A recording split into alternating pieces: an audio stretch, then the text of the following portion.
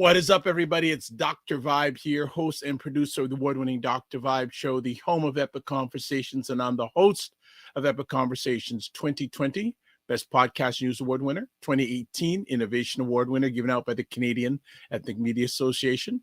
I also co-host and co-produce the only online show in the world for dads and fathers. It's sponsored by Dove Men Plus Care, and our team that does that has reached out directly and indirectly to over 300,000 fathers around the world and dads and male caregivers since 2020. I also am a proud and happy to be a featured content provider on the Fly Nubian Queen YouTube channel run by Dr. Boyce and Dr. Alicia Watkins.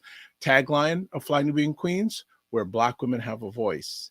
And coming up, if you're watching this before March 25th, 2024, content now going to be on some of my content that I host or create will be on Indie Suit Media, which is a new independent content creators network that is going to be available on Facebook, YouTube, and Roku. And that has a reach of over 1 million people. That is run by our great friend, Dr. Tachi. So that's a little bit about me. As always, I like to say you're blessed, highly favored, a magnet for miracles, and a solution for someone's problem. And we are broadcasting live on March 23rd. And you know what? Let's bring them on. There's a LaLa, well, dark LaLa in the house, who's a little frozen, but she's there. What is up, Aisha? What is up, LaLa? Hey. Oh, I am on the struggle bus. I'm freezing. I'm on the struggle bus. I am. We're just having a hard time on this internet hill. Oh my goodness. What's been going on, ladies? How's things going on in your worlds? Nothing. I'm excited about the Roku because I've been spending a lot of time on Roku, on my Roku channel, my TV, because I do instead of doing the conventional cable, I do direct TV streaming. So that's how I get all my cable channels. But I also look at the channels that are on Roku too. And so like last night, while I was waiting for the vote on the budget, I spent like all my night on the Roku Dateline channel. Oh geez. Good night. And I find that has been like the channel that I play when I'm ready to go to sleep. Oh my gosh. Did you watch Dateline I last love night? that. I love the crime and all that stuff. I love it. Me too. I did watch Dateline last night. The story about Egypt Covington. Yes. It was a very, very good one. I fell asleep like the last 20 minutes, but I recorded it, so I finished watching. I won't tell you.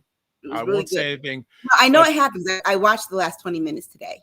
All right. Well, and it's, so for everyone watching live or replay or listening on replay, two of the regular hosts on Dateline are Canadian born. Hello. Right. It's Andrea Canning and Keith Morrison, both Canadian born. And actually, Andrea went to a school, did her schooling in Toronto, believe it or not. Who is Keith Morrison married to? Because he's married to someone. That's a darn good question. I am not 100%. Either his wife is famous or they have like her son. We'll have to find that out. The wife died, I think. Yeah. Or no, she was sick. But gosh, I can't remember who the son is of the wife. But I'll have to research that. That. LaLa, how we doing? You holding up okay digitally? To make sure that we still can do this. It's not functioning. The gremlins have got me. No, it's okay. If you might have to turn your camera off. Yeah, if you have to turn off your camera, that's what I was gonna say. If you have to turn off your camera, no worries. You're still here. Yeah, I think I'm going to, because this topic tonight, guys, I really do not want to be talking to you about. Yeah, okay, we do. Okay. Yeah. But as we're in appetizer mode, anything else we want to chat about before we go all in? And today's conversation is rare because both Aisha and LaLa are going to basically talk about one topic tonight. Yeah. That doesn't happen that often. So I want to say hello, Jen Myers. Hello, JJ Mars. I always ask JJ Mars, how's the weather in Colorado? Hope it's okay. Actually, here in Toronto, we had 6 inches of snow yesterday. Oh, wow. Whoa, really? 6 inches of snow. Oh, what is up, Wow. Free Will? Yes, what is up, Free Will? Good to have you here. Yeah, it's 6 inches of snow. It's it was, and it basically fell afternoon and evening. 6 inches of snow. Winter this year has been kind of like that cold that you think is going away and then just comes back, and then it goes away and then it comes back. Yeah, I remember that in Colorado a lot. You would think that it was spring, and then the next day you'd get like 6 inches of snow. It's crazy. Absolutely. And then JJ. Oh, that's right. Oh. Matthew Perry's mother, Matthew Perry from Friends, who died. That Steve Morrison is his stepfather. Right there. Thank you again for all the great family. JJ Mar says, nice today. Snow expected on tomorrow in Colorado. And wow, look at this. Share night. Hi. Yes. Haven't seen you in a while. Hope the greeting card, well, most importantly, hope you and your family are safe. And hopefully the greeting cards are going well. And Free Will, you say, YouTube, can I have full access? Full access to what? That's what I need to know about. Sometimes people ask me questions and I don't know. So if you can be more detailed, that's great. Want to shout out everyone who's watching on the Fly Nubian Queen Network. Thank you so much. Everyone, wherever you are, however you're watching, thank you so much. And as always, love to get comments in real time. Put them up as soon as possible. What do you mean you won't say anything offensive? Okay. All right. So before we jump into the main thing main thing that we're here, 2 things though I wanted to bring up. The first was that with the budget yesterday, they finally voted on the budget 3:00 in the morning. The Senate voted on it, but they cut the Office of Diversity and Inclusion in the president's cabinet, and so all those people will be losing their jobs. What a surprise! Yeah. What a surprise. DEI. Yep. It's DIE. Yeah. So I'm tired. They killed that. They killed that. We fought for that. I'm sorry, but we fought for that. Yeah, this is like the first step to our subject at hand today. But also we were talking about earlier, will this man come up with his $454 million? And I told you he would. I'm sure he will, and it will come from foreign entities, which means that it will. And we won't know, because that he gets to keep that separate and secret, and we should all be very frightened if he comes up with it. Yeah, but he's going to be isn't he putting True Social, offering investment in True Social, or putting on the stock market, something like that. So yeah, but the thing is that it's not worth what he's trying to get for it. Of course not, but he's trying to get $3 billion for it, and it wouldn't be able to be liquidated as quickly. I mean, Monday's the deadline. It hasn't been placed on the stock exchange, and it hasn't been bought yet. I mean, that takes time. But he's trying to get Musk to buy it. Of course. But someone was saying that he's valuing it at $3 billion, but he has 15 million followers or people signed up for Truth Social compared to the 125 million people that Taylor Swift has following her on social media. So you tell me who's worth more. Well, some would say neither are worth a lot, but that's another conversation. So, all right. Regina says True Social won't be traded until 6 months from now. Right. Free Will says sometimes YouTube regulate. Did you turn off the children's? There should be something on your YouTube. I have it there. Yeah, I got that. He should also have it on his one to do it too. Yeah, so JG Mar says 45s creative financing will probably go bad. Not probably, that's a definite. Free Will says 15 million. Wow, and we lost LaLa for a moment, which is not a surprise, but hopefully she'll come back. So because I could see her reception was yeah. So go ahead.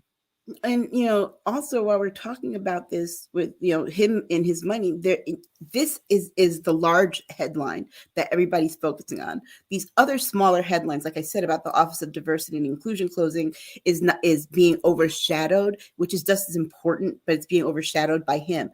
It's being overshadowed that, for example, like Kentucky signing their anti-DEI law into place means that students who go to the state schools in Kentucky cannot use minority scholarships. If you get a scholarship that is given to minority students, right? Suppose you are a journalism major at University of Kentucky and you get a scholarship through the National Association of Black Journalists, you cannot use that scholarship. There you go. No, I forgot. Like, there's so many stories that if you don't listen to the outlets that give full news, you don't know a lot of stuff that's going on. Right. And I think that's one of the things that we really have to caution our audience about, and people just in general. You have to get your news from a multitude of sources. Absolutely. You can't just rely on the one source, because the one source will give you what they are programmed to give you. You have to really look elsewhere. And also, too, I implore you to look at the small headlines, like the things they mention at the end, like just as a side story. They don't go into it, but they mention it. Go back and look at those issues, because this one with Kentucky had been one of those side issues all week long. And now we're seeing the effects of what was really in that law. Like, for example, they're just like, yeah, they're closing the DEI. They did the same thing. It's like Alabama did it. Florida did it. But what they didn't mention was the fact that these students, minority students, cannot use minority scholarships. Okay. And that is a huge problem. And the funny thing, you talk about the passing the budget. I didn't hear until this, like during the week, I didn't hear much about it. Like 2-3 weeks ago, I did, but I didn't hear like it the whole last week. Now, family, I'm not deep. I don't go deep in news, but I do listen to certain outlets.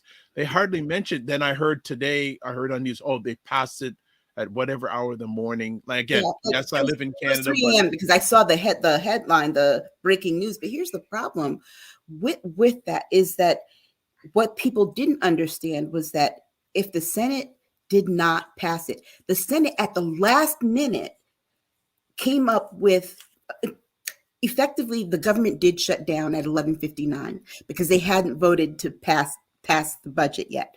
So it closed down for a few hours, but that was in early morning. Nobody's working, so didn't really impact anyone. But what they didn't say was that the Senate had wanted to make some of their own changes to the budget, and they couldn't do that because if they had, then it would have to go back to the House for the House to accept the changes from the Senate, then go back to the Senate for one last look before it went to the president.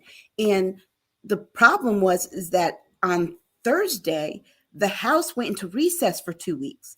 So there was no way they were going to call them all back for this. It was going to have to be another 2 weeks. So we would have had a lot of people on furlough, a lot of people not getting paid for 2 weeks, our military not getting paid for 2 weeks.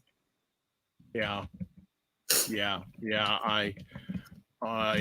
like, again, it was almost like a non-story about this, but I guess, it was almost like a non-story, which is quite interesting.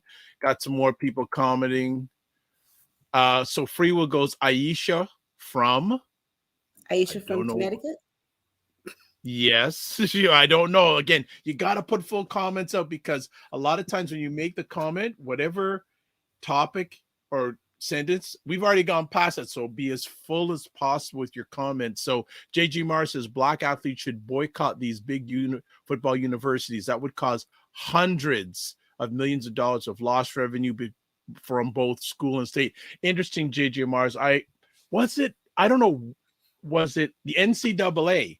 NCAA was saying they're trying to get Black athletes to go to Florida colleges and universities because obviously there's a lot of anti-DEIism going on in Florida, and it seems that a number of Black athletes are thinking about or leaving Florida schools because of the way the political climate is in Florida, and especially Well, with it's their interesting schools. that you mentioned the NCAA like this week, and I watched the games. I watched the first March four. Madness. Started watching the Final Four, and you had 2 HBCUs, one in the first four. That's Howard University. Yep. Then Grambling State was in the Final Four. And No, they're not in the Final Four. They just started it this week. They started. Their game was day before yesterday. Okay. Grambling. No, Howard was last week. Theirs is day before yesterday. But the good thing about it is that HBCUs are now being able to compete at the same level as some of these other colleges and universities in the NCAA. That is a good thing, because that means that Black athletes will now have options. They don't have to go to these universities, like you say, JJ Mars. They can go to the HBCUs and know that they have a chance at these tournaments. There you go. So Free Will says, okay, Connecticut. That's all. Doctor, I know you're out of Toronto. Absolutely. There we go. That's what we like, Free Will. But it's good to have you back. Free Will, I'd love to have an offline conversation with you, because you and I find each other in a number of different chats, and we're saying hello to each other. So if you're up to it sometime, would love to have an offline conversation with you. 11 minutes of your time. We could just chat and make things happen. But yeah, though, that I think the whole area about college athletics is a whole other conversation. Oh yeah, it is a big conversation. It's a very big conversation. Some people call it college plantation. Yeah. So, and all that. So, you know what we're going to do, I think we're going to go for a break. Okay. And because I see that LaLa is back, but I don't want to have her come in and then do a break. So we're going to do, family, we're going to go for a break. And when we come back, the ladies, you're going to catch a rare primetime moment. The ladies are going all in on one topic. And it's an important one. It's an important one. Now, if you're most important one of the year. For Americans, especially, they think, and the thing is, if you are watching from Fly Nubian Queen and you saw the promo for it, you know what we're talking about. If you didn't, hang around anyways, because I created a different thumbnail for the Fly Nubian Queen family. Yep.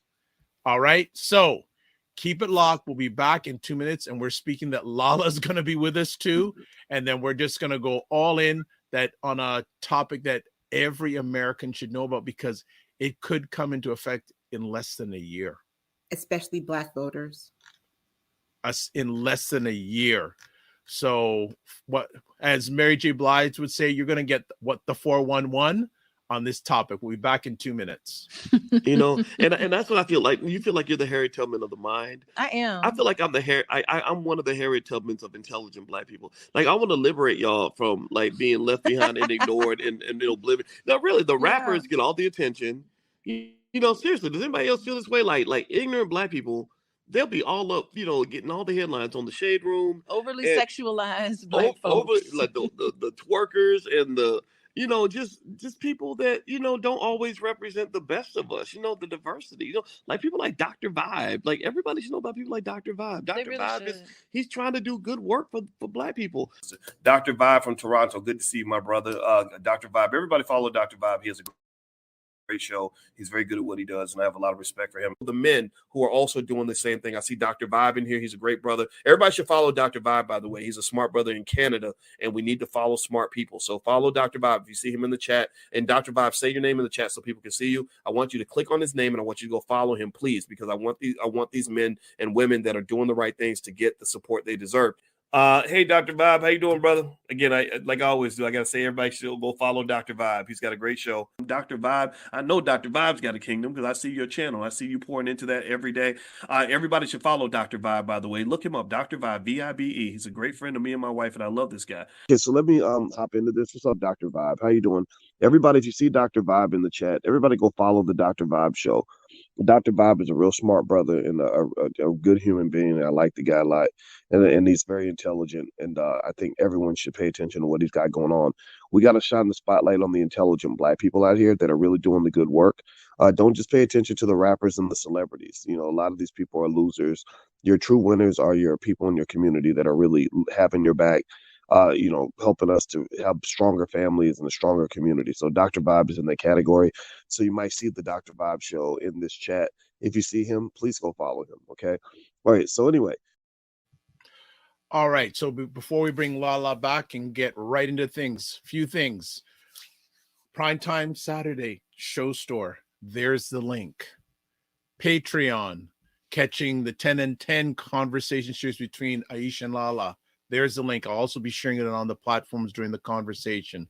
Join our Discord group where we continue the conversation in between live conversations.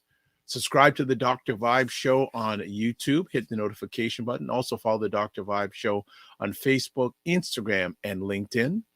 And also to advertise your business, product, or service on any of the platforms that I host or I'm a part of. I'd love to get an American sponsor.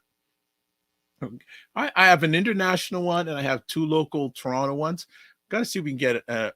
So if you know anyone who would like to get some sponsorship or do some sponsorship on our platform, let's make it happen.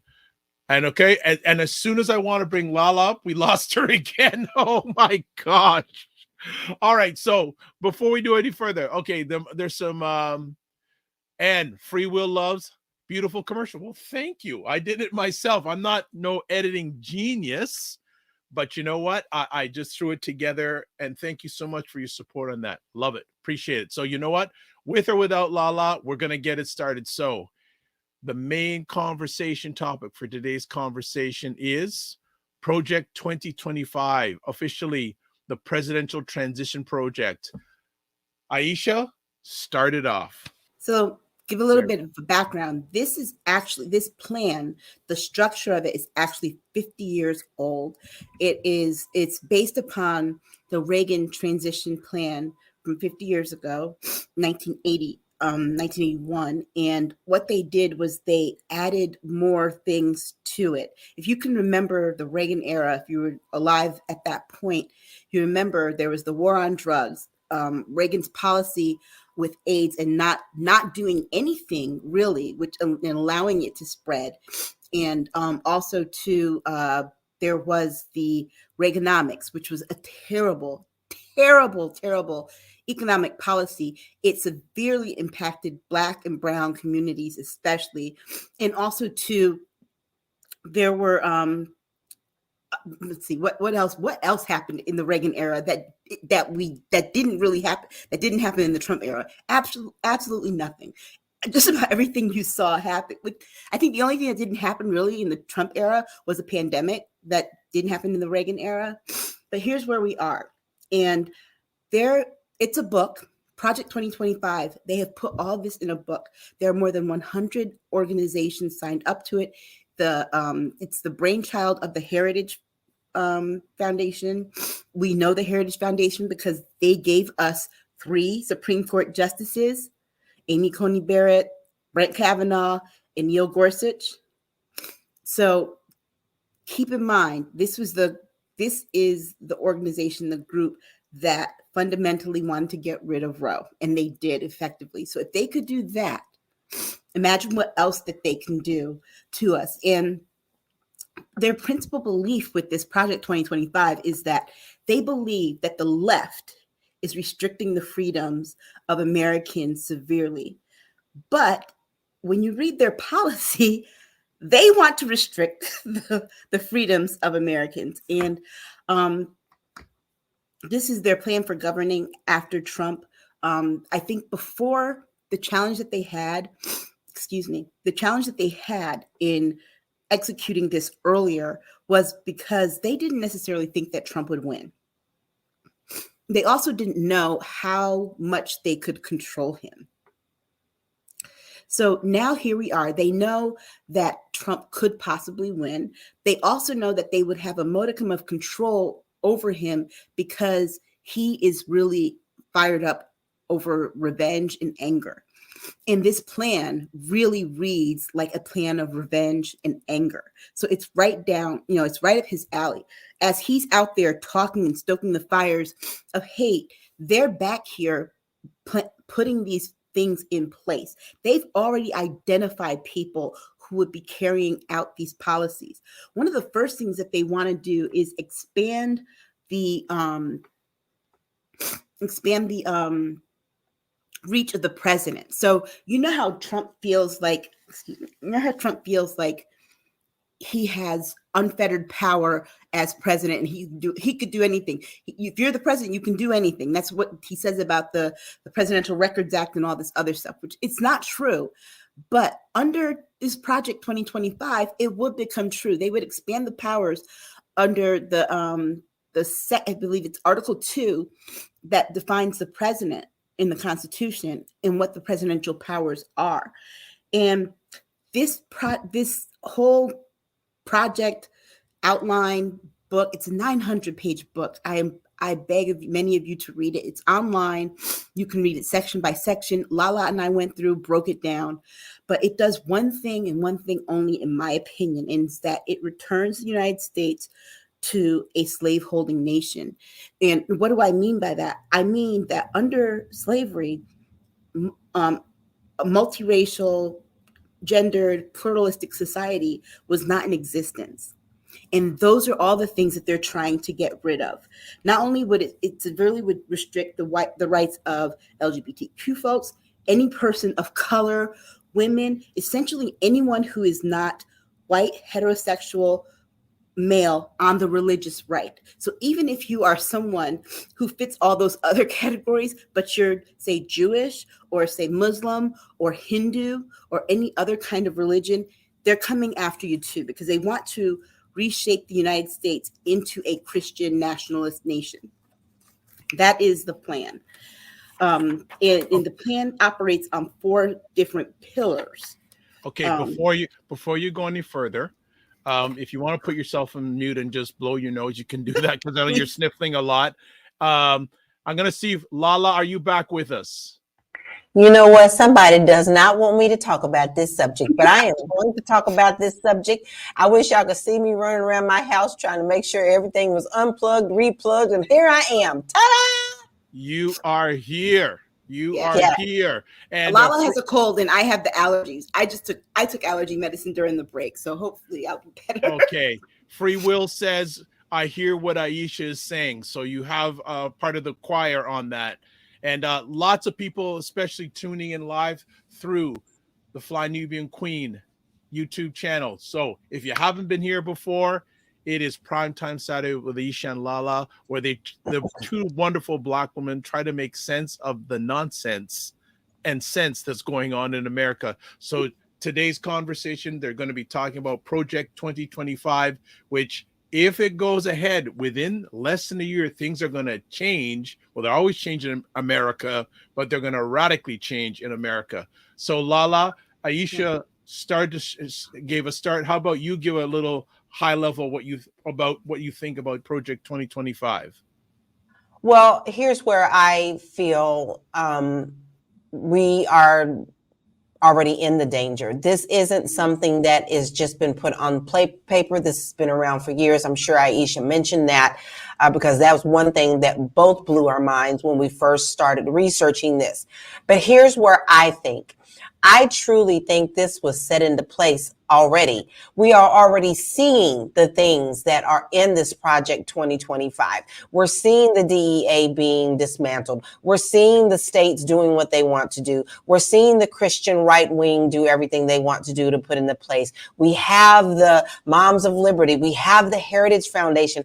You cannot tell me they have not started this. They have aligned themselves. They have already chosen who they're going to put into all of these positions that they are dismantling. And as soon as that anything gets turned over to whoever it is in president, now this time around we know it's Trump, but don't get it twisted. They had this plan for whoever was going to get in. And so now what they're going to do is pull all the strings that they were just waiting for over these years to do. Now, here's what I think. I honestly think they were ready to pull these strings on the 2016 election. However, they did not think or even had any kind of inkling that Trump was going to win. It was a fluke thing. I honestly don't even think Trump thought he was going to win, to be honest. But now that he's got that taste of power, of course, he's going to go for it. And he's going to, of course, align with these people so that he can get the power. Because what this does, it literally strips our government of absolutely everything.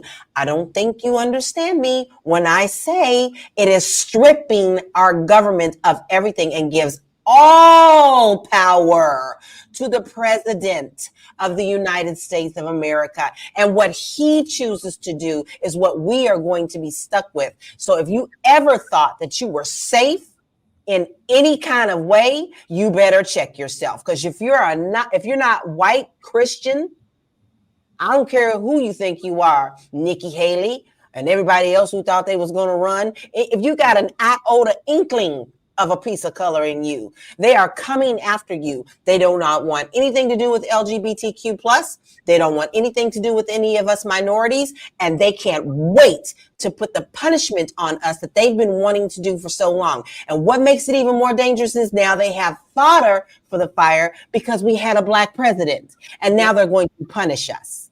Yep. And the reason why this is so important, not just to America at large, it's so important to Black folks because we know that their code word for Black is woke. Woke is in that document at least once or twice every page. It's got 900 pages. And and here's what they describe. They describe there are two things that they say that this would do. The American right has concrete plans and a detailed strategy to reform the government so that it does two things. One, revenge against what they view as the woke enemy. And two, create a society that is in direct opposition of the will of the people. And what they see this as is their way of eliminating all of the hurdles that were in front of the president before, so that he has total, complete, unchecked power. By doing that, the other thing that should alarm you is that, as you know, all the executive branch, the legislative branch, and the judicial branch act as co-equal branches of government. That will change with 2025. The president will have unchecked power and not be on the equal playing field with the legislature or the judicial branches. No, they want to get rid of that. Right. They don't want the three rings. Right. So they could not hold him accountable for anything. This is why it's so important to understand why Trump is doing what he's doing right now by going to the Supreme Court and asking for immunity. Do you see how all this is aligning with what this paperwork is? And I see some of the crazy comments, but let me tell you something. If you are not worried about this and you're saying that we're crazy, you wait till they come after you because you are next. There is something they don't like about you. And I don't care if it's something as simple as you're blonde and you don't look like the Stepford wives, because this is coming. It's here. It's here.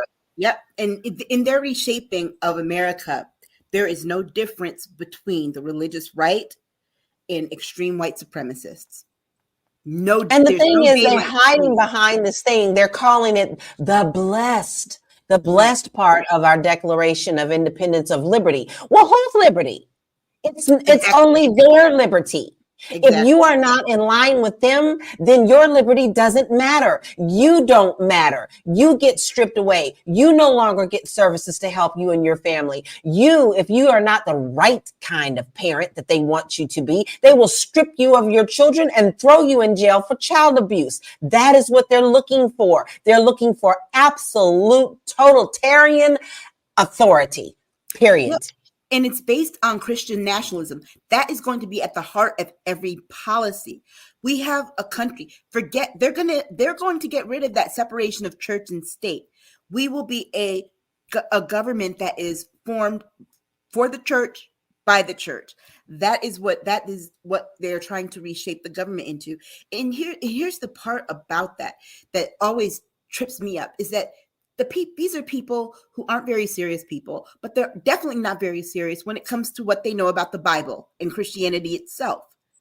They pick and choose. They pick and choose. But here's something very important that you guys should know about this document. Now, I know that many of you are saying, I don't have time to read 900 pages. Well, honey, if you could sit down and read a novel, you have time to sit down and read what they are getting ready to do to us. Let me tell you something. It's just a paragraph a day. Why don't you just sit down and check it out? The free copies on there. They're not ashamed of it. They're having all sorts of platforms to talk about how they're going to do. They're putting it in your face. But let me tell you something. You have the time, and you should be very concerned to know what's in it. It reads like a horror novel. It reads like something out of science fiction, but this is true life, and you need to be concerned. But here's what is very important about this document. None of the religious people are mentioned in this document. So to me, these are fake so-called Christians, because, you know, they don't really quite align with the Christians are saying. So they have separated themselves under the guise of religion to move forward, to have the religious actually back them. This is smoke and mirrors at its best. Yeah. And I agree with LaLa. You have the time to read it because we have the time to read it, and we have busy lives too. The thing is, if you go to their website, they have broken it up into different sections. So read a section at a time. Even if you skim through it, it'll be enough to catch your attention. And like, I mean, if we're going to get into this, they have decided how education will function, healthcare, criminal justice, and other public policy issues that every American Medicare, Social Security. Exactly. Come on now. Exactly. And what we want to do is kind of break down some of that stuff. So, LaLa, you want to start, or you want me to go, or break down? Okay, you can go ahead. No, okay, just before, LaLa, maybe it's good you're not on camera, because I think your hands would be in the air like this, like you sometimes do. How did you know? I am over here throwing fits. I know that. So just some comments before we go any further. Regina says, so the KKK operating from the Oval Office. I can't read 900 pages of nuttiness, but I will work hard on getting out the vote. Whatever you fear, you bring near. 45 will never win again. I don't know about that. I don't know about that. I don't either.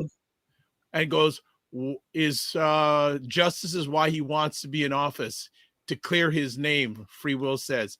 He also says, but then the question is, why doesn't he want to leave after he clears his name? He doesn't want to leave. And this plan is set so that he would never leave. He'd be president. Never leave. Dictatorship. Yes. Dictatorship, baby. So if 45 became president, what is he going? I don't know after his name. I don't understand that question. Okay. Yeah. Okay. MD underscore Ray says, this is a Black First channel. Why is the LGBTQers folks being mentioned? Because there are LGBTQ Black people, and you have two parents right here of LGBTQ people. Very proud. Thank you. Thank you. So if you don't like that, I'm sorry. This may not be the channel for you, because I will not put my son's rights on a side note. All right. Okay. Black is black. That's what Positive News said in Me, Myself, and I. He quoted Q-Tip. Black is black. Okay. So MD underscore Ready says, since it's here, let's band together and support B1 only. We have to fight back. The suffering is already here for Blacks. No need to be in fear. Let's do something about it. And then I'm not scared. I'm ready to fight. Free Will says, relax, Aisha. It's not going to be that bad. Says. Oh, yeah. Okay. So, ladies, go ahead. MD Ready, you're right. We have to fight back, but we have to also inform. And one of my favorites, Joy Reid says, scaring is caring. We're not really trying to scare people. We're trying to inform you. The thing is that it is scary when you read it, because you already can see, as you read it, you will see all the different ways that they have set this up already. You see the threads of it already in terms of how our legislative body is acting. Particularly, put it this way, the things that we see happening in states like Florida, Kentucky, Alabama, Texas are only Already in that document. only the tip of what they plan on doing for the whole country. Basically, what they want to do is like gridlock that happens in the Senate and the House. Basically, what if 45 is president? What he says goes, and no one like impasses in the Senate, like Senate pushing back would not exist anymore. So is this We basically wouldn't have a Congress. We wouldn't have a Senate because they're going to just do away with all of that. They will just be there in the beginning to just look like they're doing anything, but they're not. They want to change the way that they're elected. That's the other part of it too, is that the role of the legislature will be different. It won't be to put a check and balance on the president. It will be to just co-sign with what the president wants, whether they like it or not. Right. Okay, but my question would be, say 45 is in office, he wants something done, he declares this, the Senate House would have no check and balance power at all. And how does that? How does this then get implemented? Because I don't see how. Remember, there were 4 pillars. Remember, I started mentioning the 4 pillars. One of those pillars is executive order. Yes, he would expand the number of through an executive order. He would expand the number of executive orders that the president could have. Then, by executive order, he will declare the president, the office of the presidency, to be the top tier of government, and so that there won't ever be 3 rings again. Okay, right. And so that way, and by doing it that way, he ensures that they can't be a check and balance, because they can't do anything about the executive order. So this would make the Constitution null and void, right? Pretty much. Yes. Okay. Yes. It'll make the Constitution be what the president wants it to be, what the president says it will be. And like, but don't get it twisted. It's gonna be the people who's put him in there. It's like, it's wash your back, I've washed yours. You've put me here, so therefore you'll get everything that you want. Exactly. Okay. I know there's more to discuss that you want to bring to the table, so I'll stop there. You ladies can continue on, because I have a number of conversation pieces, so keep on going. Well, we can dive into some of the actual policy pieces.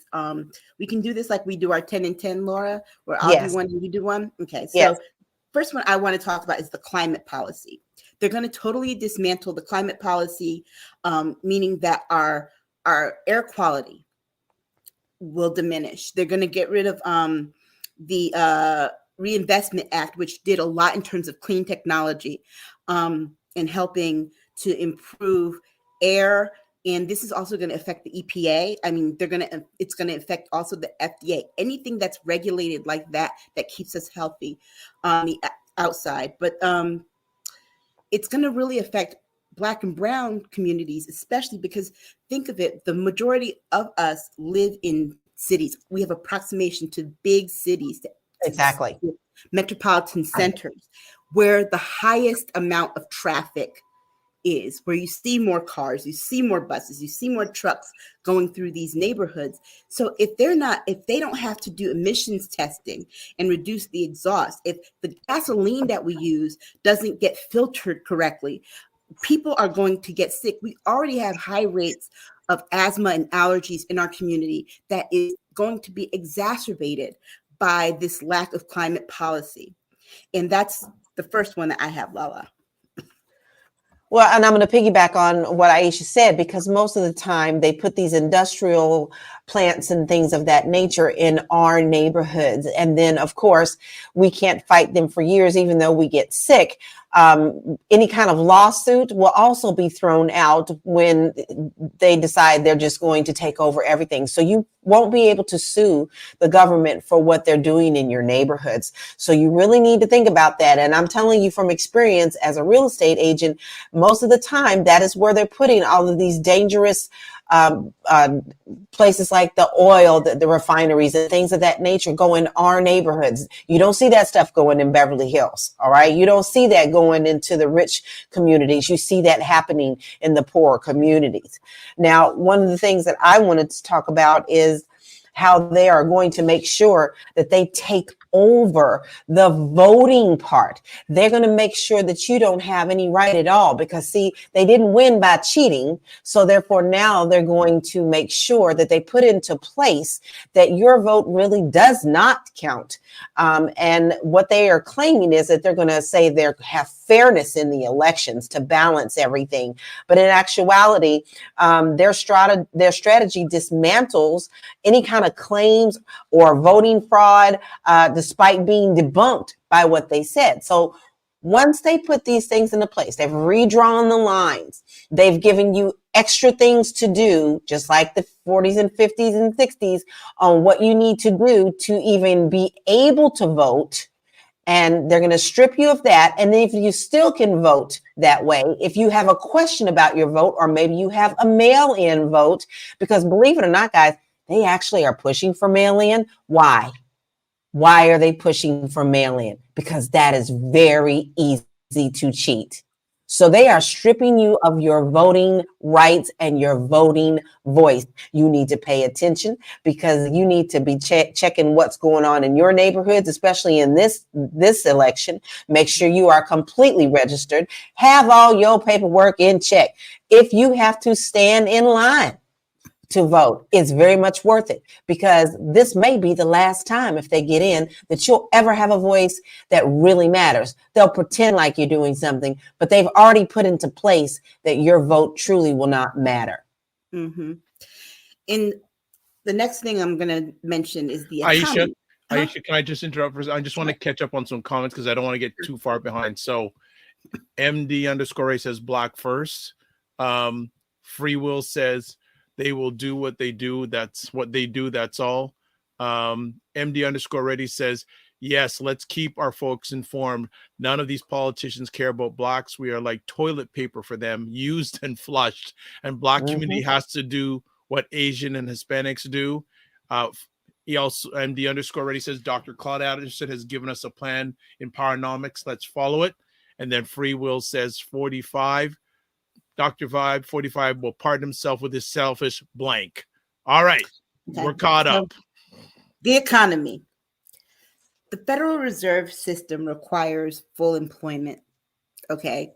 When the economy does well, when there's full employment. Of course, we have the issue of interest. Interest fluctuates, but you got to remember, a lot of the prices and things, we think about interest in terms of the cost of eggs going up, the cost of gas going up. That's not necessarily true. We have to separate this, because they keep conflating it and it confuses people. The interest rates mostly affect things like loans, credit cards, those kinds of things. Your regular daily expenses has nothing to do with the government. That is because of the people, the corporations, the businesses taking advantage of the fact. Well, what are people going to do? They can't get eggs. They just can't get eggs, right? No, we'll raise the price. You want to know why produce is so expensive? Because Ron DeSantis and his laws in Florida not hiring the migrants that come here and making them afraid to go there, because they're the ones who were picking all the produce. So this thing about the Federal Reserve requiring full employment, they want to get rid of full employment. Mm-hmm. Unemployment works for what they want, because remember how rampant unemployment was after 2008 in that stock market crash? They want us to go back to those numbers. Of course, some prices will go down, but you'll have an increase in people who can't afford anything. They can't afford to live, because we'll have a population that is largely unemployed.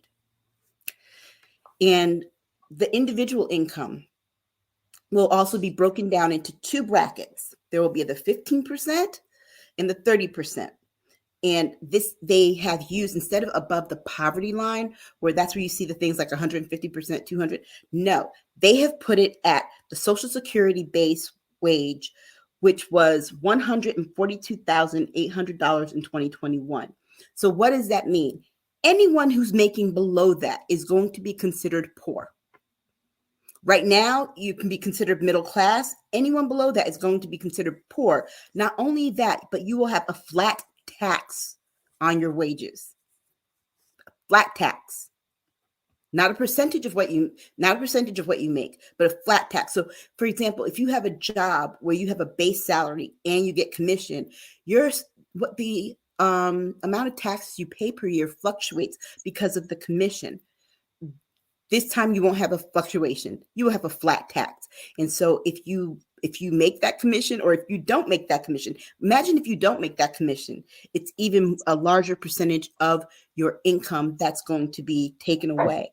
And not only that, while they're taxing you, and while they're saying that you can't be above poverty if you're not making this amount of money, they are going to lower the corporate tax rate from 21%, which is what it is now, to 18%. Imagine how much money somebody like Elon Musk, if he didn't have to pay the 21% for Tesla, but only had to pay 18%, imagine how many hundreds of millions of dollars that would be. Well, if that's the case, the federal government has to get it from somewhere. Where is it going to get? Where is it going to be? It's going to come from the rest of us.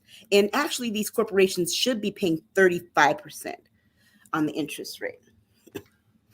Okay, just Green says Fisk U is my alma mater. Mine too. Free Will says, Aisha, this is a lot of generalization, respectfully. No, it's in their plan. Okay. We're not telling you just the no. This is what was in their plan. Okay. LaLa, I'll let you come with something. There's a question here, but I'll wait till you come back, because I like to make sure both of you. One other thing, Green says cost of 78. No, it's 99. All 99. right. So Aisha, LaLa, go ahead. Well, my next is the education. Our education system is already being dismantled. We are already seeing some of these things put into place, but this is a huge part of what they're planning on doing to reshape and dismantle our education system and align it to their own ideas of what it should be. Now, the first thing is they're getting rid of the critical race theory. We already know that they've already started putting this into place, but they actually see this as a threat to any kind of growth in our country, especially since they don't include anyone that is not a part of their agenda. So anything that is going to have to do with cultural things or related to race, law, and power, that they don't want anything that will not be taught in their K-12 schools. So basically your books that your children are going to be reading are going to be completely whitewashed. It's already starting. There is 3 different versions in Florida of Rosa Parks' experience with the bus ride in Montgomery. The first one actually says, because of her color, she was supposed to sit in the back. And then the second one said, she was asked to sit in the back because of her color of her skin. And then the other one says, she was just asked to sit in the back. So you can actually see it doesn't give a reason why to that happened and gave no context of it. So this is part of how they're going to be putting that into the books. They're also going to be pushing legislation to limit educational content. Because actually they want to dismantle public schools. They want everything to go into some type of paid system, which we know that will immediately disservice minorities and people of color, because those need the funding the most. So if you remove that funding, you're not going to be able to have any money for your children to be educated. And therefore, you're going to be kind of forced to do the homeschooling. Well, who has time to homeschool when they have to work 40 and 50 hours a week just to buy that carton of eggs that now costs $13? They're going to be pushing the patriotic education. Now, I don't know about y'all, but anytime I see patriotic now, it makes me want to throw up. Because I don't want to be referred to as anything patriotic or patriotism, because to me that means racism. That is the new word. Since they want to take woke, I'm going to take patriot. because that means you are a racist, because everything that everybody is here, we're a melting pot, you want to take away from. So that's not being a patriot, that's being a racist. And they want to make sure that they undermine the public education by making sure that they take care of all the curricular things that are being taught, taking away the freedoms of the teachers to be able to say certain things in the classroom. It absolutely makes it impossible for them to teach when they can't teach and answer questions when children have them, because children are naturally inquisitive. They will ask questions. But when you are going to threaten to throw our teachers into jail because you broke the law of what they don't want you to do, then who's going to want to teach? So you see how this ball of confusion all comes down to, they want control over what they want to teach you. They want to create the children of the corn. And that's basically how they want to lay this out. And one more point on the education is it also comes in with their plan against pornography, and they have a broad brush as to what they consider pornography. So if you're like me and LaLa and you love Prince, that is pornography. That would be considered pornography under the regulations and stipulations that they say. If you're a parent, and you see a book at a school that tells about menstruation, things that girls need to know at that age, and things boys need to know at that age, a parent can complain. It can be considered pornography, and then the parent or the educator that has that, librarian that has it in their classroom, will be put on a sex offender registry. You don't believe me? Yes. That is what is in there.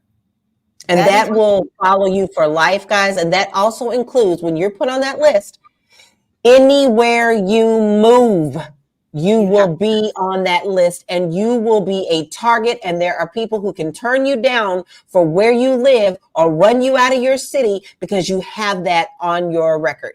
Or lose your job. All right. Yeah. Let's catch up with some more conversation. MD_ready says, you said Jen had a question first. Yeah, I'm going to get through the comments, then come to question. Voting, MD_ready says, voting doesn't matter. It's a facade. We need to band together, and a flat tax is awesome, especially if it's low. Good luck. Why not encouraging more blacks to become investors, entrepreneurs, and to own real estate? I just think you're being contrary on purpose. Voting doesn't matter. It's a facade. Okay, we'll see what happens if black folks stay home. Okay. If this doesn't sound like something if this sounds good to you, then perhaps you're watching the wrong show. All right. MD_ready. One more thing about the flat tax. Yeah. A flat tax. Right now, people are already paying 35% of their income. What is to stop them from making the flat tax 50% of your income? All right. If that's the case, we should all need to follow Elon Musk. Okay. And then big. You know how I feel about that. Colonialism, straight brainwashing. And then Free Will says, quote, they, unquote, are attempting, is why I say generalizing things at both speakers. And then okay, well, if says, you need to know who the they is, the they is the Heritage Foundation. Okay, and then Free Will says, okay, LaLa, on my cell phone cannot see the names clearly. Emoji laugh. Okay, now getting back to Jen's question. Jen says, Aisha, what type of effect will this have on our Supreme Court, and most importantly on the justices have been appointed by Democratic presidents? Like I said, the court would become ineffective on its own, because once they're not that co-equal branch of government, they will have to do whatever it is that the executive branch, meaning the president, does. And the other thing too that he's taking with that is that there are certain offices within the executive branch like DOJ, the Federal Communications Commission, the Federal Trade Commission, that actually operate independently of the president, even though they're in the executive office. All of those would fall under the purview of the president. So what does that mean? That means that he will be able to say what television shows, what television channels we are able to get. Where do they do that now? Russia. Where else do they do that now? China. And the Federal Trade Commission he'll also be able to determine what stocks are valued at what. Well, guess who owes $454 billion and is going to need some money? He's going to need to know some trade secrets. So that is where we are on that. If he is able to tell, he'll be able to tell DOJ who to go after. And that's the one reason that they want to institute the Insurrection Act on day one, because the plan is to arrest all of his political enemies, anyone that he does not like. And you can best believe the first people he's going after, not just Joe Biden, he's going after Barack Obama, because that is the can't wait. person who lives rent free in his head 24/7 ever since Obama embarrassed him at the Correspondents' Dinner. Okay. Move onward. What else you want to talk about in regards to Project 2025? And also, I've got a number of conversation pieces for you both, but continue on. Okay, so here's my next one.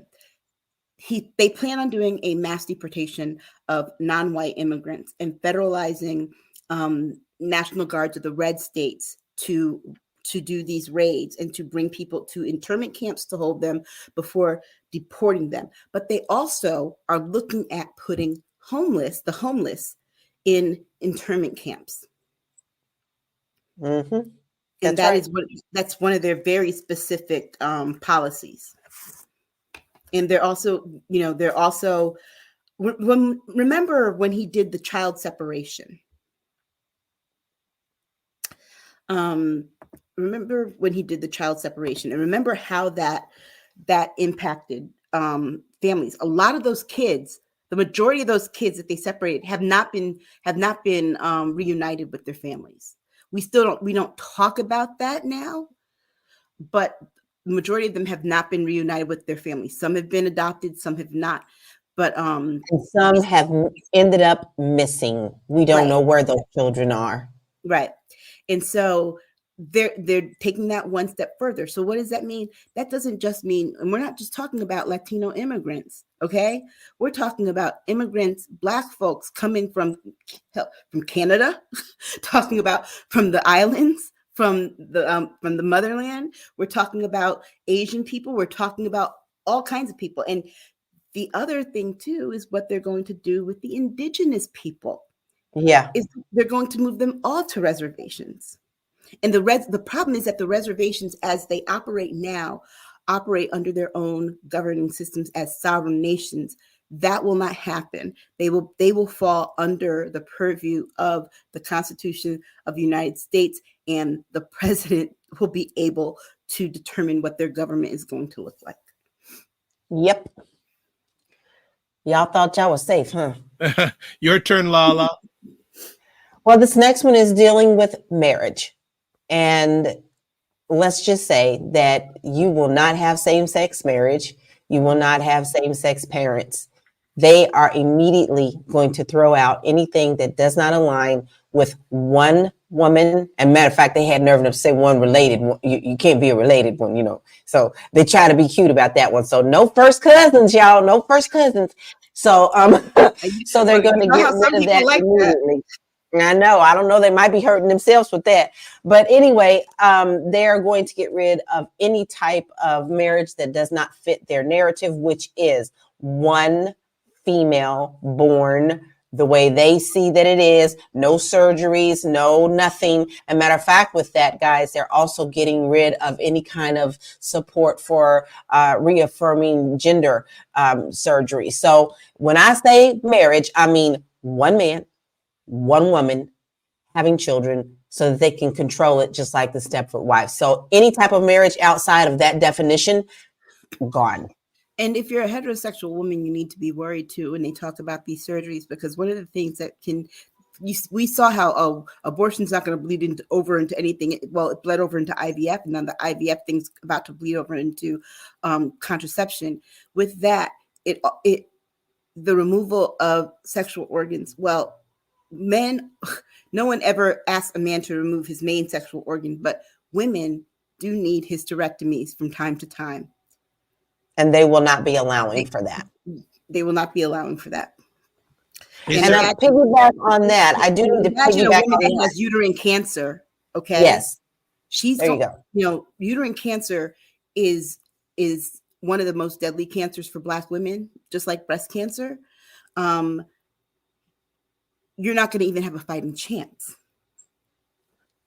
Not at all. If they can't do a hysterectomy. Is there any language in the document about interracial marriage?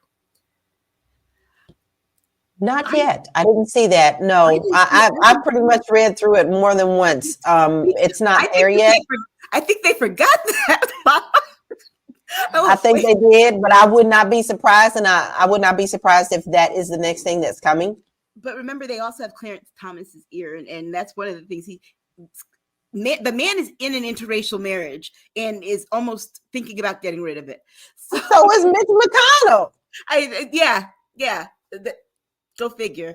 But I mean, what you said about the people might not think that the issues that affect the trans community have anything to do with anyone who's not trans, but this is one of those issues that does. I mean, I can just imagine if I had to have a hysterectomy because of my health and they told me that I couldn't, because in their eyes, removing the female sex organs makes you not female anymore. Exactly. Well, I'm supposed to stay with a whole bunch of fibroids and just live my life like that in pain? Right. And another thing, guys, I know this is a rare situation, but it's probably not as rare as you think, is there are many people who are born intersexed. So what happens to them?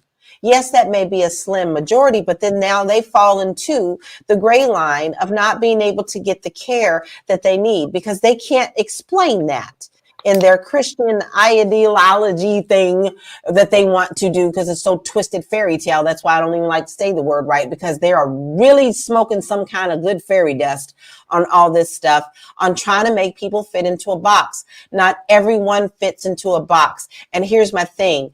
You keep saying that we have freedom. You can't even let us have religious freedom. Christianity is not the only religion in this country. Right. But you want to ram it down everybody's throats. But how ridiculous is that when you're saying we're ramming the things down your throat? What you're doing is turn around and doing the exact same thing. So you're trying to force Christianity's beliefs, and they keep mentioning the Bible. And don't get me wrong, guys, I'm a Christian. I'm a Christian. I was born a Christian. But I'm sorry, I don't align with what they consider Christian. I'm not them. I will never be them, because my Jesus, the Jesus that I believe in, was one of the most radical, awesome people I've ever even thought of in my life. He fed the hungry. He helped the poor. And so you can't tell me that in today's world that they would not reject him. They would just crucify him again. They want to ram their problems with themselves, because see, when someone fights this hard, then they're hiding something. Yeah. And we know for a fact that many of these people have secret closet lives that are coming out. Yeah. So anything that they don't believe in, you better give them a triple check to see what's going on in their household, since they want to know so much about yours. I would kind of want to piggyback on something that you said about education. It's one thing that I forgot to bring up. People often come on and ask and make the comments and ask us, well, what has this person done for Black people? What has this person done for Black people? One of the things that Barack Obama did do was the IDEA Act, which addressed racial equity in the ways in which schools track students. And what it did was it reduced the number of the over-assignment of Black kids in special education classes. If you don't know how schools track, they are supposed to track student according to ability, but more often than not, those classrooms that are special ed classrooms are full of Black children who might have a behavioral problem, or it might be someone, or it might be a student. And I have seen this, where there was a student who is just not overly excitable, but so excited about education, that they can't sit in their seat when they raise their hands. They get taken out of class. The teacher, usually a young white woman, finds them unruly. They get put in special ed. That is one thing that he did do.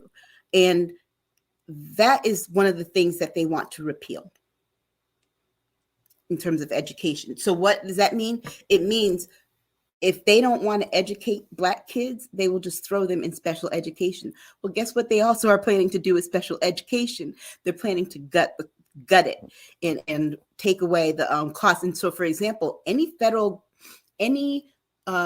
state or school district or state that doesn't follow the president's idea of what education is, they will be able to take their funds and pull the funds away from that school district. So if there's a school district that isn't following it, that is doing some kind of multicultural training or talking about these things with kids, the state can come in and pull their funding and then use that money for something else. What do you keep thinking these ladies for liberty, these women moms for liberty has been trying to get into these small roles being voted in? They already lining up. I'm telling y'all, they have these people lined up. They've chosen who they're going to put into place. Y'all need to be paying attention. Yeah. So the next thing that I was going to can I just put a pause on that just for a sec, catch up on comments? Okay, Free Will has a number of things saying actually the branches of government are not in control. Let me tell you something. It's the monetary whatever that run the show.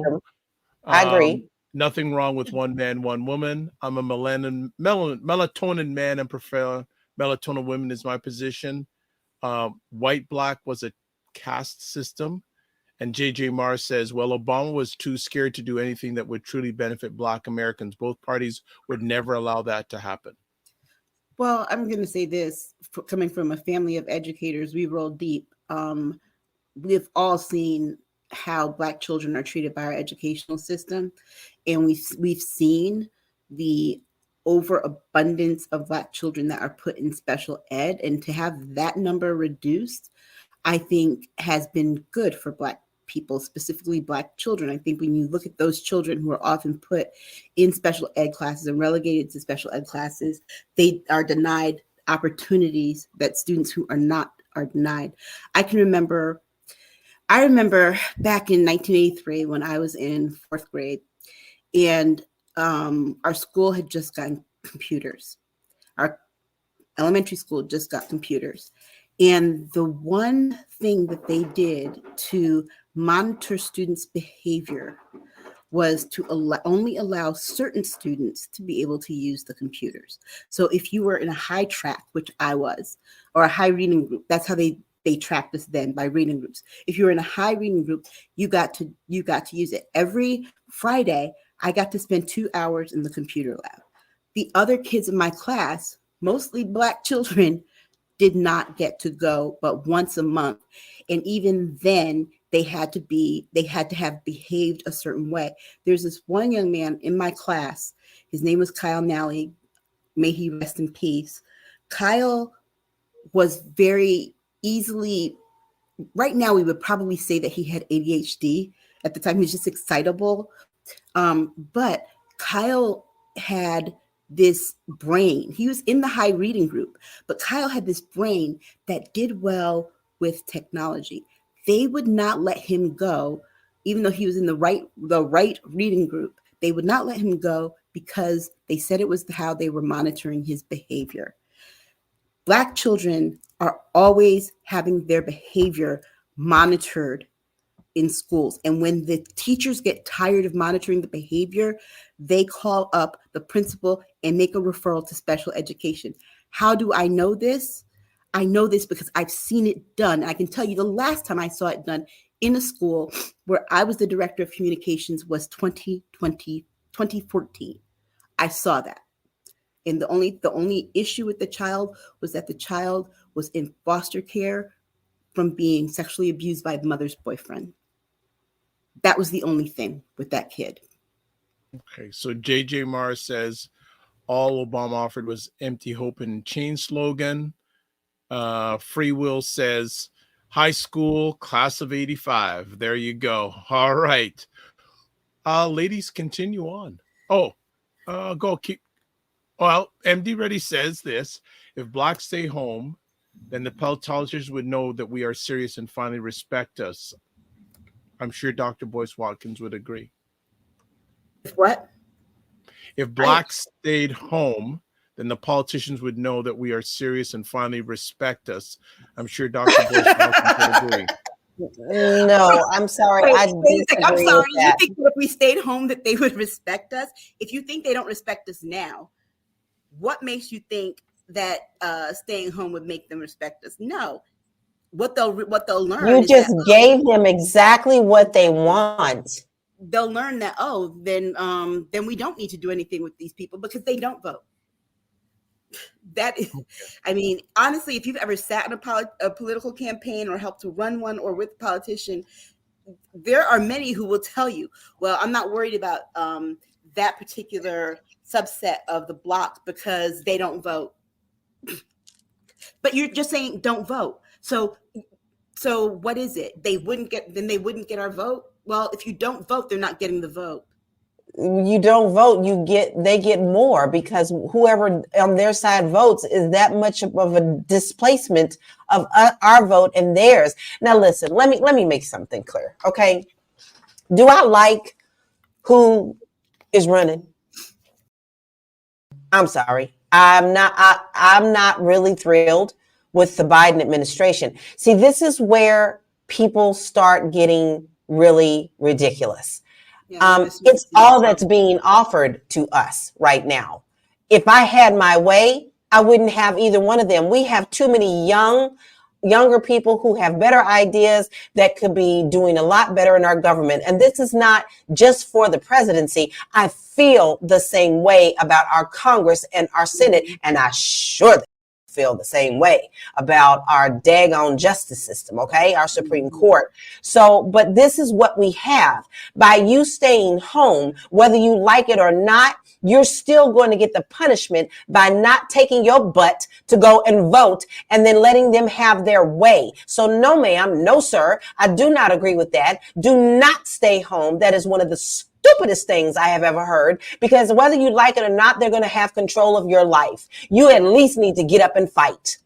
I mean, not voting doesn't put a imaginary bubble around us in case the wrong person gets into office. And you can best believe, look, after Trump is done with his enemies, who do you think he's coming for? He's coming for Black folks because he has identified us as an enemy. And if you don't believe me, go ahead and read the Project 2025.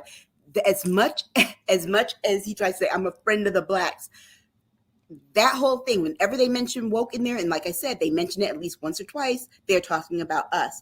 And I do, Robert, I want to know this though. Robert has made a comment. Why participate in a system that does nothing for us? Again, I say this every week because someone always says this and then they never answer the question. What specifically do you want done for us? What specifically do you want done? Let's get down to it. Come on, talk to us. Fight for it. Tell us. Don't just keep saying, tell us. That's the first thing. And then the second thing I have to ask, what specifically do you want done? And have you communicated that very thing? Instead of saying, oh, we just need you to do something for Black people. Okay. What is it specifically? What I'm going to do is I'm just going to share a lot of conversation because I know there's more that you want to get through with Project 2025. So I want to keep that the main focus conversation. So I'm just going to run through these comments and you're going to continue on. So JG Mar says the best strategy for Black Americans is to establish an independent third party that would make both parties earn our votes.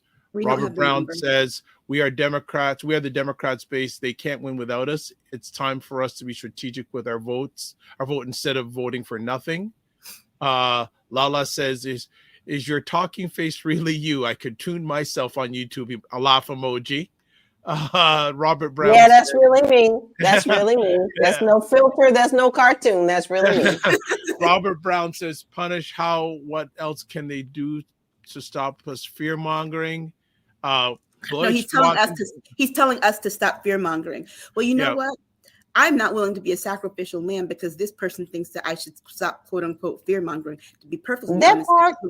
to be perfectly honest, I don't really care what you think. I kind of wish that you were still blocked because you're being a distraction. You're not participating and you're not contributing to this. We're here to give solutions. How about we talk about solutions? But if you're going to talk and talk, let's get down to it and stop pretending who you are. You are a Black Republican, so please just state that and then we can have that debate. But right now, all you're doing is being a chaos agent.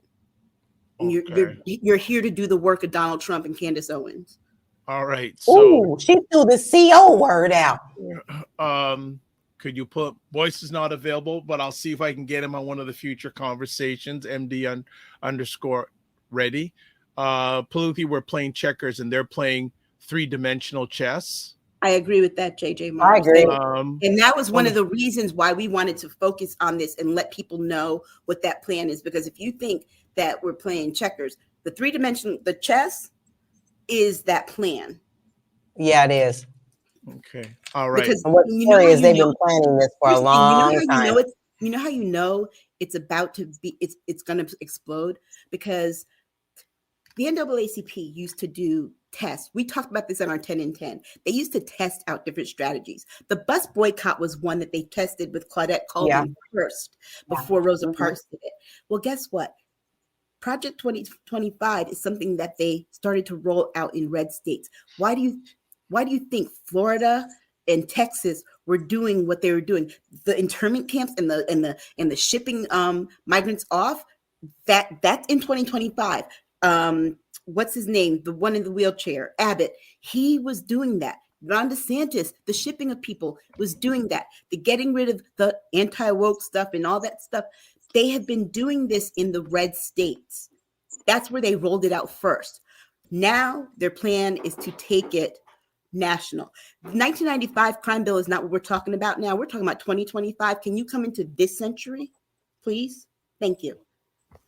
All right. Some other things. Prolific One says, can't choose a lesser evil over a greater evil. No, never. MD Ready says, as a Black man, life was better when 45 was in. And I see, you know what? And now I see why. I honestly, I was going out there and I was pretty much defending. I was really defending the fact that people were saying that Trump is going to get 25% of Black male voters. I'm like, no, Black men are smarter than this. Black men will not allow themselves to be taken for this ride again. Did you all forget the 4 years that he was president? Or did you even forget what he did to those men in New York City? That's what he wants to do to you. Remember the New York City? Mm-hmm. All right. Remember, stop and frisk was done by Giuliani, and that affected Black men. Well, who did Giuliani work for? There you go. Okay. There's a lot of different comments. MD _ already says Black reparations, lower taxes, and leave guns alone. Prolific One says we've been. But if you don't vote, you'll never get that. Prolific One says we've been the sacrificial lamb to the Democratic Party since the 1960s and 50s. That's not right. Let me just clear that up, because in the 1950s, the majority of Black people were Republicans. Black people didn't start becoming Democrats until after John F. Kennedy ran. Okay. Right. Prolific One says both parties are two sides of the same snake. Also says, I can't say I necessarily disagree with that. Right now, I'm not happy with either party. Yeah. I've been very clear with that. I agree with that. I'll give you that. Prolific One says, who wrote the 1995 crime bill? And JG Martin says NAACP, Urban League, and the rest have literally been useless for the last 58 years. Can I just make a statement on this 1995 crime bill? Like I said, come back into this century because they dismantled a lot of the parts of it. So let's get back to Project 2025. Yeah, thank you.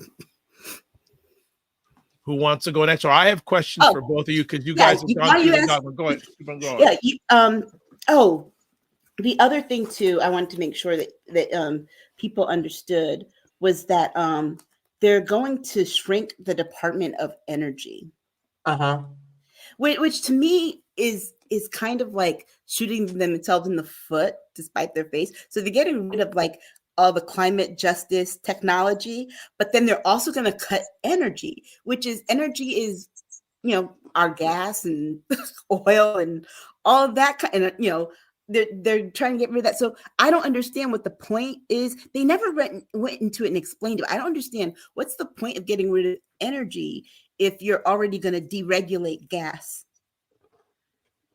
through the climate justice issue. So there are also quite a few contradictions I find in there, but yeah, the one with the energy didn't make sense to me, and I have a feeling it's not designed to make sense because there's something else behind it. I'm wondering if this allows them to start buying our energy from Russia or doing a pipeline from Russia to Alaska into the United States. Because remember, Russia is one of the countries that produces a large amount of energy, gas, and oil to Europe. Now, here's a good tap in for that. Okay, guys, y'all know what else is in here. We all know that Russia is the danger. We know this, but they have chosen to pretty much ignore the fact that Russia is dangerous and are going to be doing an all-out attack on China. So basically, they're going to circumvent anything that Russia does and go straight to China. Now, do I have concerns about that? Yes, I do. I do have very many concerns about what's going on in China with the spy balloons and things of that nature. But you can't just ignore one evil demon head to go to another one. But they're willing to close their eyes to Russia in order to get what they want. Because let's not forget, Russia has resources that we need. And Russia, if you really think about it, guys, it's not that far. When you go to Alaska, there's just one little strip that separates Russia from us. And we can tap into that very easily. So the fact that they're going to ignore one problem, which is a massive problem because he's threatening to nuke everybody every single day and go straight to China, you need to be concerned about that. You cannot pick and choose your enemies. Your enemies are everywhere. Okay. Also, so Free Will says scary. MD underscore radio. I don't think we should even justify that comment or have it viewed. I'm really okay.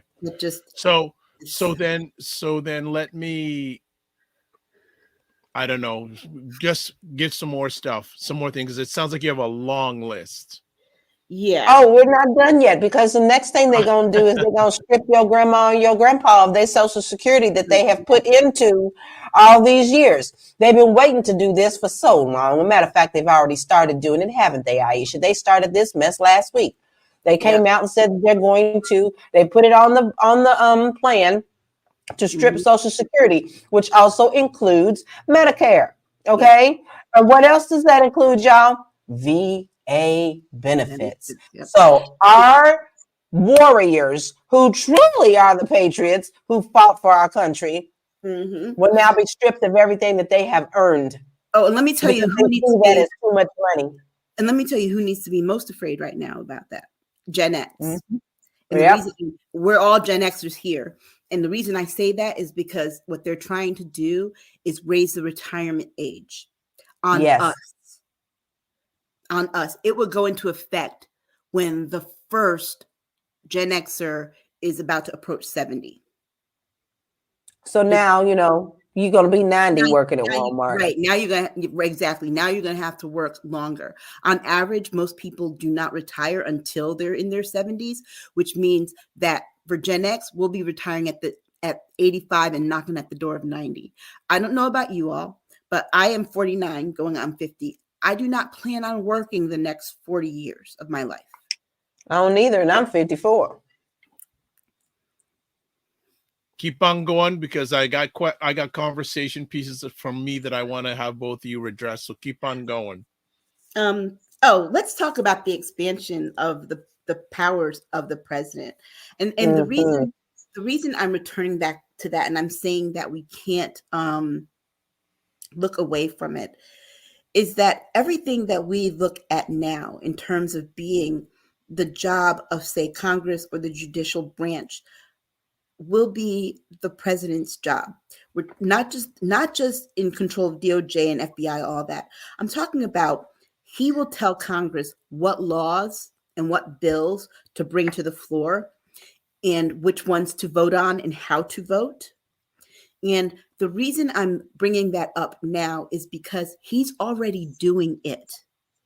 He's already doing it. How do we know this? Because the immigration bill that passed the Senate was on point to pass in the House. He told them, stop it. And even people, with the exception of the one guy the one Republican, all the people that were working on the immigration bill that were on the Republican side then came out against the bill that they worked on. So yeah, he's telling them not to do that. He also told them not to vote on the budget. Why do you think they waited till the 11th hour to pass the budget? He said to not do it. He already has his grubby little dirty hands in Congress as it is. And he's not even an elected official anymore. He's just a private citizen. He's a private citizen and a criminal defendant. Yes, we have a criminal defendant telling our legislature what to do. Not one person said anything about Joe Biden or Obama in terms of who to vote for. Prolific. All right. So I'm still waiting to hear what it is exactly. I'm waiting for a solution. We're waiting to hear what your response is, because if there's one thing about us, we are fair. Yeah. And if you have a solution that is something that we would consider, then I will consider it. But right now, you just want to continue to balk about what we're trying to deliver to you. And I can pretty much bet you probably haven't even bothered to read this. I bet you he's never watched the show before. We're not pandering to any political party. We're trying to inform you as to what is going on, but you don't want to be informed. You want to just complain. So Free Will says Putin let him run his own country. Respectfully, Gen X here. MD says Social Security won't be around soon. They have been in the red since 2011. Why not invest more so we don't have to be dependent on the, I don't know what the SS actually is. Social Security is not and has not been in the red. That's actually been a Republican talking point, because guess what? Yeah. When people work, Social Security gets put in. Now that it's actually in a pretty good place right now, because we are at very high employment. In the past, when we're at very low unemployment, very high unemployment, then of course people worry about Social Security. But right now we have the lowest unemployment rate of any industrialized country post-COVID. So, yeah. Well, MD Ready has a thumbs up. Not only that, but you know, I have a child that's about to enter the workforce, and it looks like they're going to be paying more in taxes than we do. There you go. These poor kids. Yeah, JJ Mars says both parties support cheap labor coming across the southern border.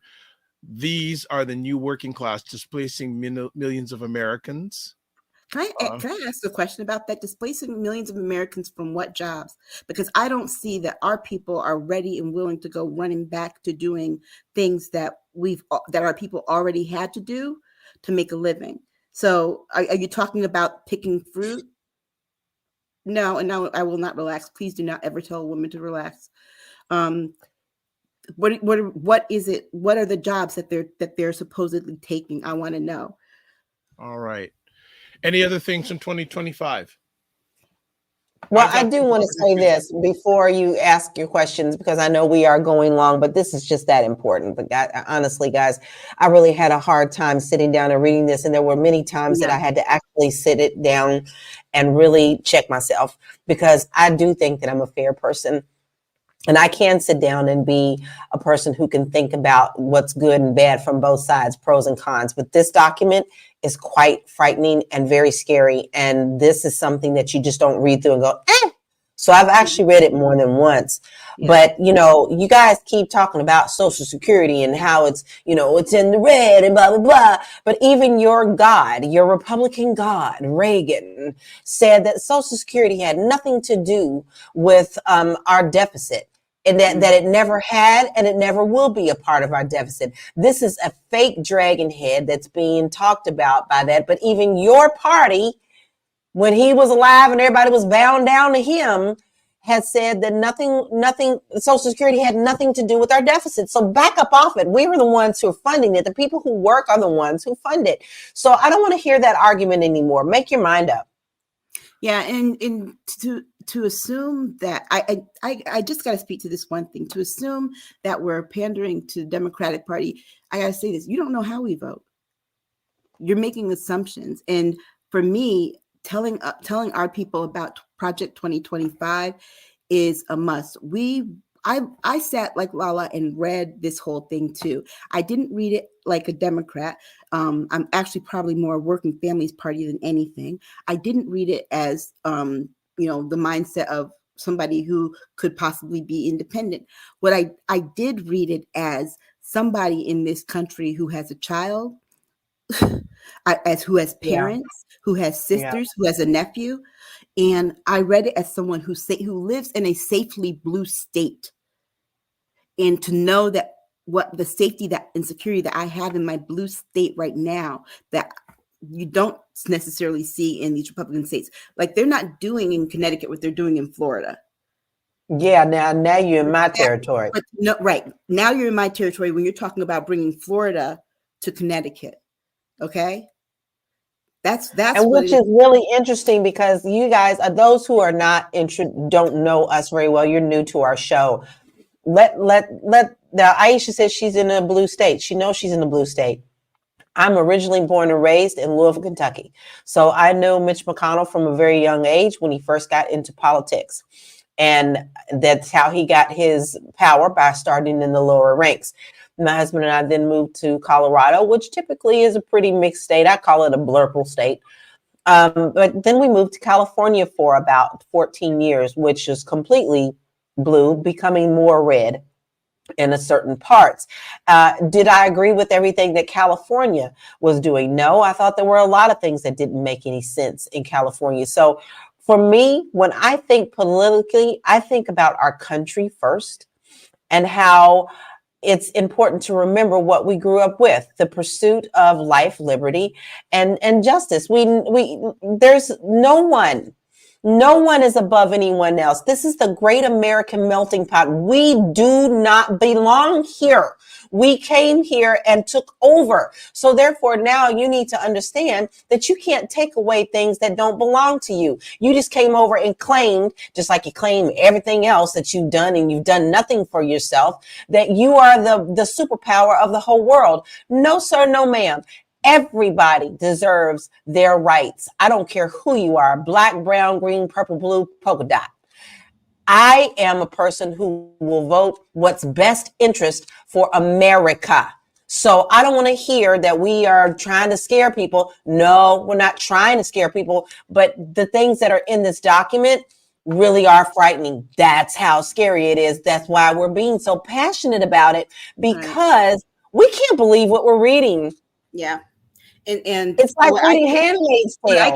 What I can't believe is some people's nonchalance about it. I mean, free will. I'm not on YouTube. I'm on StreamYard, and we're playing all over the place. And I'm not wearing blue eyeshadow. It's turquoise. All right. Let's see. You know what? I'm just going to go to some of my questions for you two about this document. So let me ask first conversation piece. Mm-hmm. How, if at all, will Project 2025, from your lens, address the lack of Black representation in federal government, if at all? They're going to get rid of us. Yeah. They're already stripping us. So any say that we have now, anybody who's already in these departments, are 3 rings and anything underneath that in state governments, they're stripping you of it. They are giving the president of the United States all power. So if you say anything against him, or he even looks at you and go, I don't like you, you're a little too dark, Well, arrest him. That's exactly what's going to happen. That's not a made up thing. He has actually said if he doesn't like you or you disagree with him in any kind of way, you are going to be pretty much arrested. And this is how it's going to be for no reason at all. Just because he doesn't like you. And two things. Remember, there are a lot of civil service people. They're not politicians. They're people who are just citizens who work for the federal government. They have a slate of people who are going to come in and replace them, right? They're going to be all of the names of the people that I've seen. I haven't seen a person of color. That's first thing.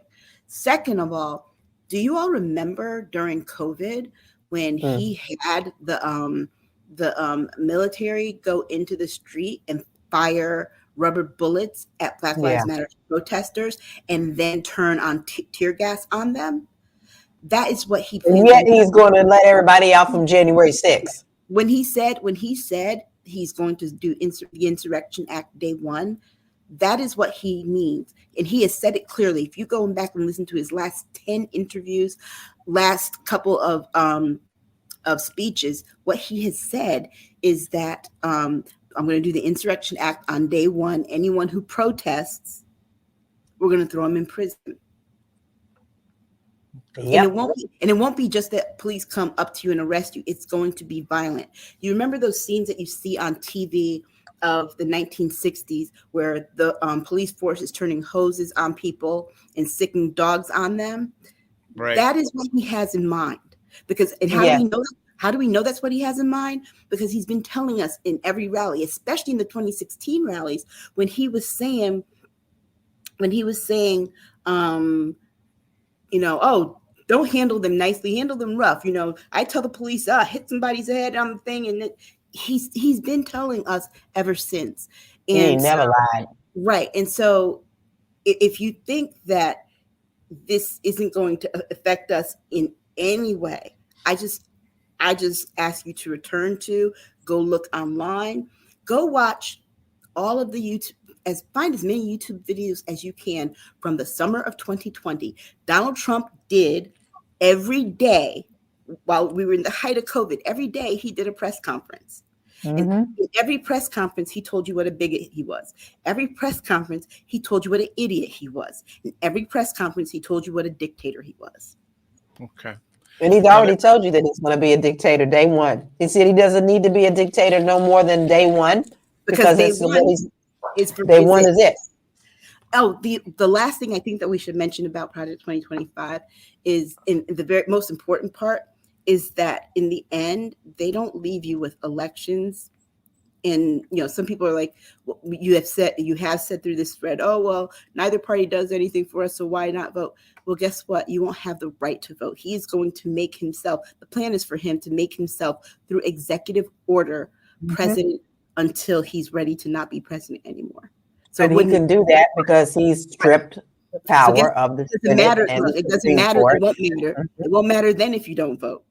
Okay? Yeah. But we will not be a democracy. We will be a dictatorship. Okay. Some quick conversation piece I want to ask. Does the project at all acknowledge systemic racism in government at all? Does what? No. Does it address systemic racism? No. Okay. No, because guess what? Systemic racism is DEI to them, and they got rid of that.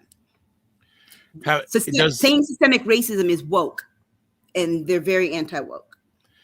Is there any mention at all for the long-term vision of racial equality and economic opportunity for Black Americans at all in the document? No, there's no such thing as Black Americans anymore. This is what you need to remember. There are no such things as Black Americans anymore. Oh, she's right. No, she's absolutely right. This is the one thing I wanted to mention. I totally forgot it, but I put it in my notes. The census, the U.S. Census, they're going to get rid of the racial classifications in the U.S. Census. Everything is going to default to white.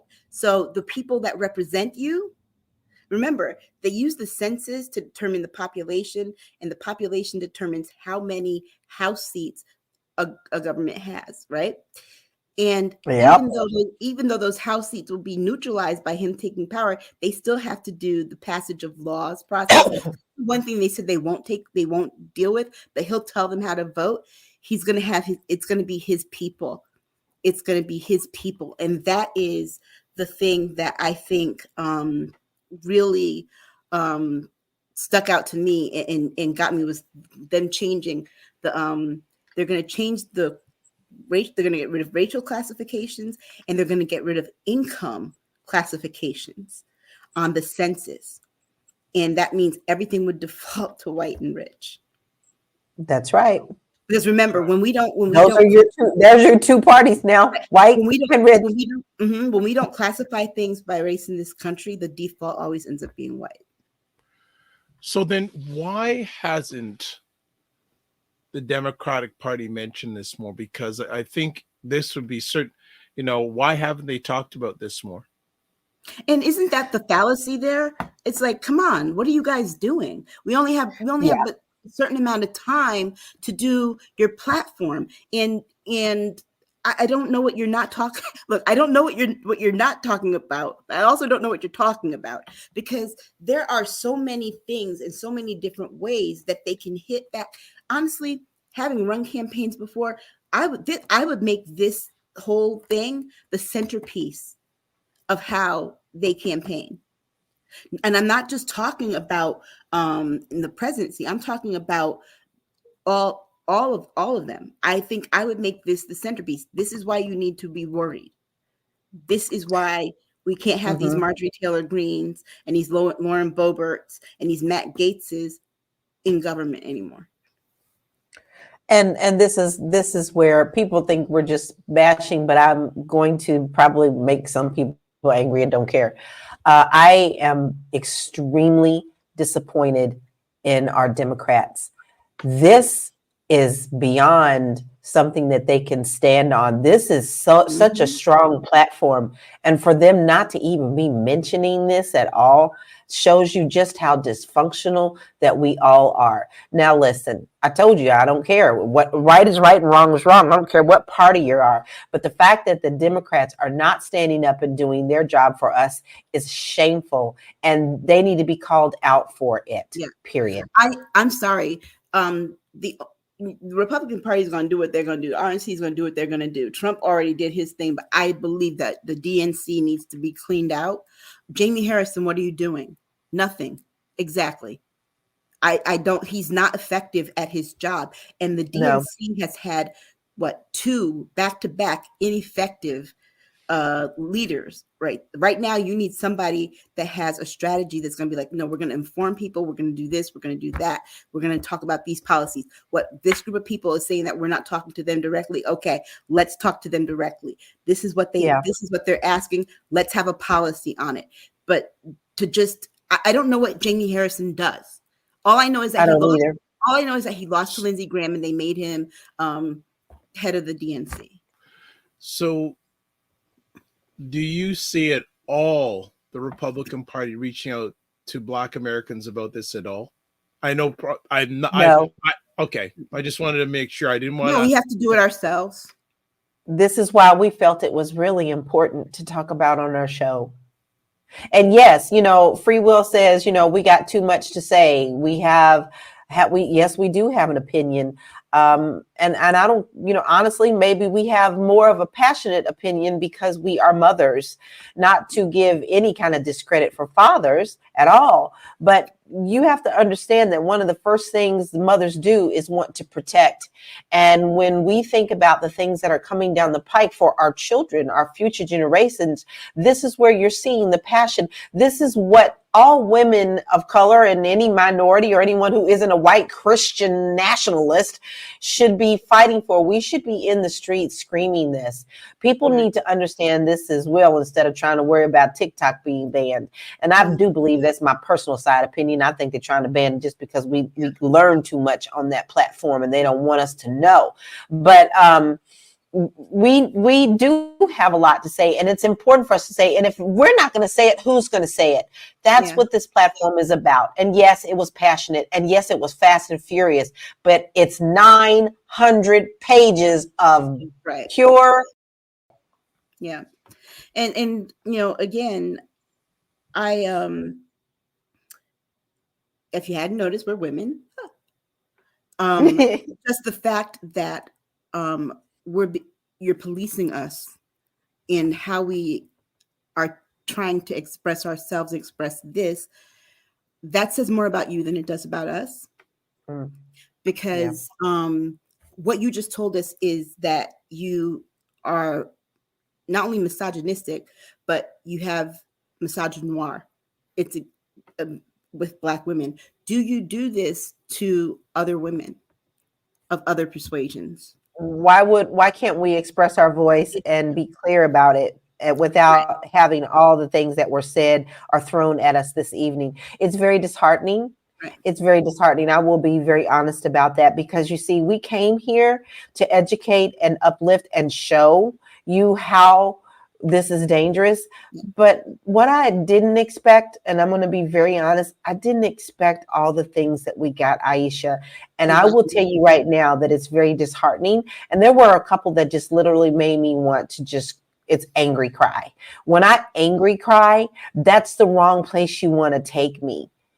Do you not see that we care about our people? We care about our country. I'm not here for tit for tat, because you see, this is their work. What they want to do is to divide us. The longer that we are divided and we don't see that the true threat is them just telling us exactly what they're going to do, but they're going to fight about it. Don't worry, we're going to go ahead and pass this because, hey, they down there just fighting. That is the problem. Yeah, and I'm really sorry, Will, but right now you're patronizing us. We are grown women. We're not girls. We're not gals. We're grown women who have jobs, who pay taxes, who are educated. And the way that you're talking to us is really disgusting. I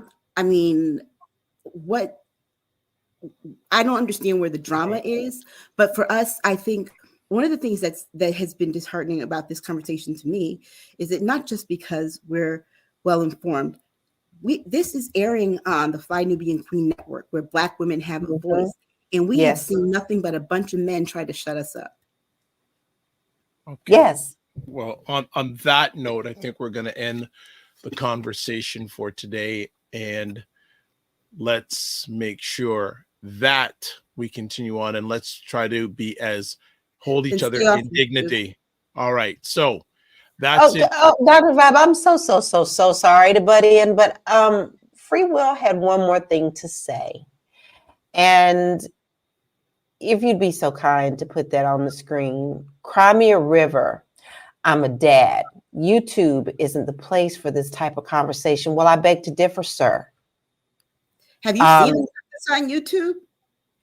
This is exactly where they're taking it, and we have just as much of a voice. And I'm happy that you're dad of daughters. You should be really frightened right now about what this says, because they're going to strip your daughters of everything.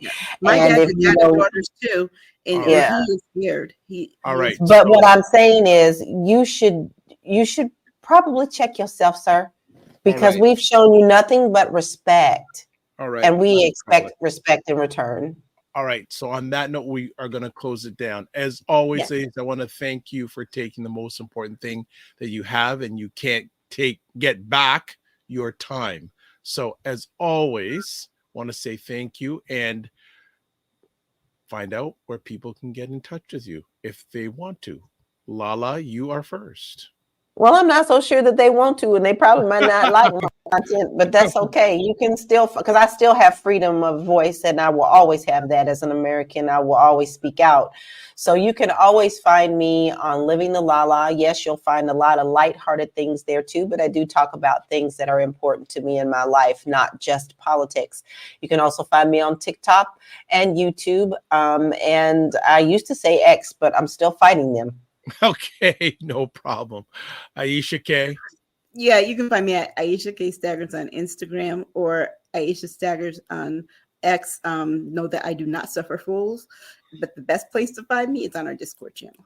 All right. So finally, for me, you can find me at a few places. Website, the drvibeshow.com, YouTube, Facebook, and LinkedIn. Sorry, the Dr. Vibe Show. There you go. The THE space DR period space VIBE space SHOW. Instagram at the Dr. Vibe Show, which is at THEDR VIBE SHOW.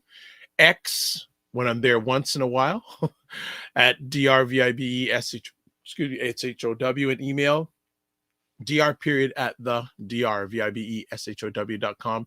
You can watch replays of this epic conversation at a few places, the Dr. Vibe Show website, and also you can catch it on the Dr. Vibe Show on YouTube, Facebook, and LinkedIn.